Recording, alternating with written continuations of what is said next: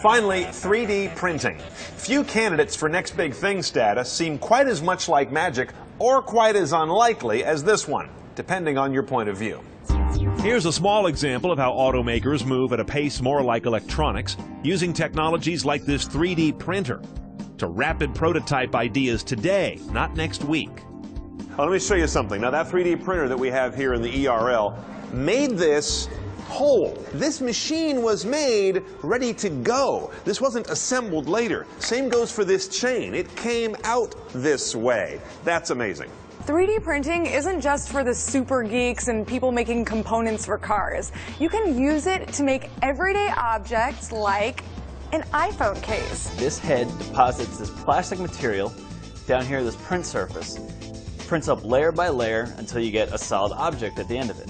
So once you have the plan and you load it in the software, it tells the printer to print out plastic in a series of layers, building gradually up until you get a finished solid object. This extruded head moves here along the x-axis as well as the z-axis, and then this build plate moves up and down for the y-axis. So what's great about the replicator in particular is that it can print with two different colors. Now it can either do that at the same time, making one object comprised of two different colors, or it can print, say, one object in white, one object in black, or it can do those at the same time depending on the file and the layout and the various software settings you have. We knew that 3D printers had arrived 2 years ago at the Consumer Electronics Show, when suddenly the printers were all at or below $2,000, some quite a bit below. And the makers of them were abandoning this idea that we were all going to go out and learn CAD software, instead envisioning a sharing and buying market of pre-done design files.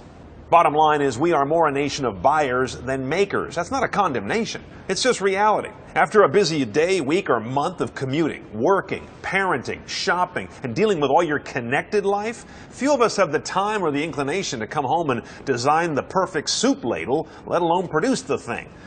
Great design is a talent anyway. It's more than just a piece of hardware and software. I watch instead for 3D printing to grow big in 4 areas above the average consumer, but well below the large corporations who basically have already discovered and embraced it.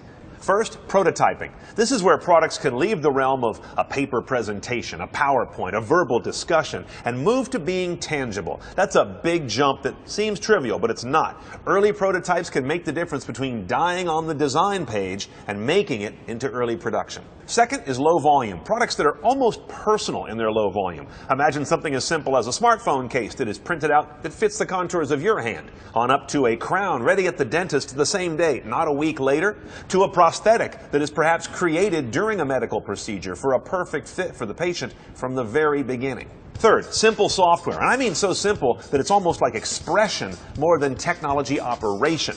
Look at Autodesk's 123D Catch, object capture software, for example.